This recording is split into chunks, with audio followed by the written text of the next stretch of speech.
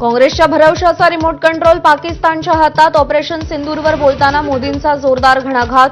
काँग्रेसच्या संशयामुळे भारतीय सैन्याच्या मनोबलावर परिणाम झाल्याची टीका.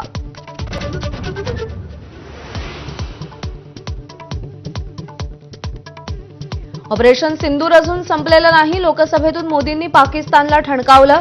अणुहल्ल्याची धमकी देणाऱ्यांचा भारतानं बुरखा फाडल्याचं वक्तव्य.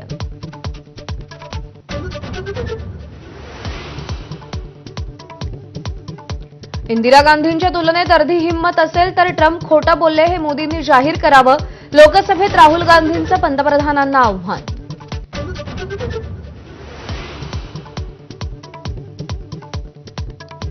ऑपरेशन सिंदूरवर आज राज्यसभेत चर्चा. लोकसभेनंतर राज्यसभेतही पंतप्रधान मोदी भाषण करण्याची शक्यता. दुपारी 12 वाजता चर्चेला सुरुवात होणार.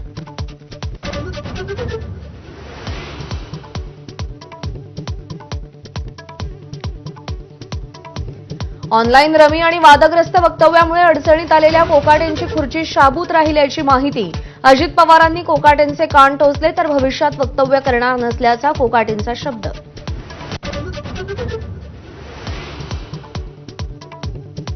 ही अखेरची संधी. यापुढे एकही तक्रार खपवून घेणार नाही.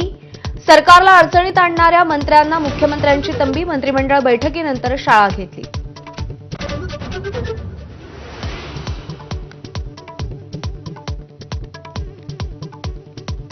राज्याचे उपमुख्यमंत्री अजित पवारांच्या वाढदिवसानिमित्त ताज लँड्स एंड हॉटेलमध्ये महायुतीच्या नेत्यांसाठी स्नेहभोजनाचा कार्यक्रम.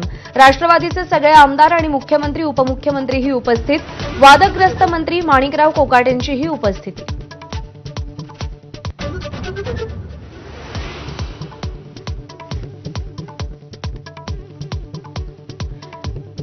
बीडमध्ये 21 महिन्यांपूर्वी हत्या झालेले व्यापारी महादेव मुंडेंचे कुटुंबीय उद्या मुख्यमंत्र्यांची भेट घेणार. आज संध्याकाळी रवाना होणार. मुख्यमंत्र्यांकडे न्यायाची मागणी करणार.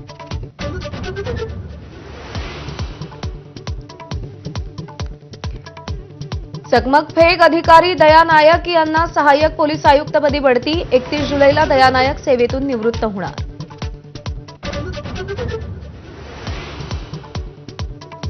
एबीपी माझाच्या बातमीचा मोठा इम्पॅक्ट. भौतिक सुविधा न देणाऱ्या फार्मसी महाविद्यालयांवर कारवाई होणार. शासकीय निकष न पाळणाऱ्या B pharmacy, D pharmacy, M pharmacy महाविद्यालयांवरती कारवाई होणार.